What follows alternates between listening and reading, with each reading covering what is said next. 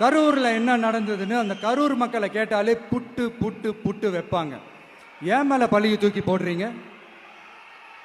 என்னமோ நாங்கள் அரசியலே பண்ண மாட்டோம், இந்த விஷயத்துலலாம் நாங்கள் அரசியலே பண்ண மாட்டோம் வீடியோ போட்டுவிட்டு போய் சட்டசபையில் உட்காந்துக்கிட்டு ஏன் மேலே பழியை தூக்கி போடுறீங்க?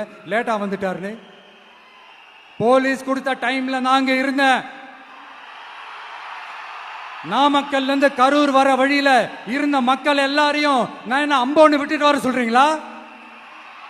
நாமக்கல்ல இருந்து கரூருக்கு நான் எப்படி வந்தேன், எவ்வளவு நேரத்தில் வந்தேன், உலகமே லைவ்ல பார்த்துக்கிட்டு இருந்தது. வாய் கூசாம ஏன் மேல பழி தூக்கி போடுறீங்க? ஒரு மனசாட்சின்றது வேணா? சரி, நீங்க தான் எதுவுமே பண்ணல சார். அப்புறம் ஏன் சார் 20 வருஷமா கரூர்ல மட்டுமே, கரூர் பகுதியில் மட்டுமே போட்டி போட்ட உங்களுடைய ஒரு அடிமைய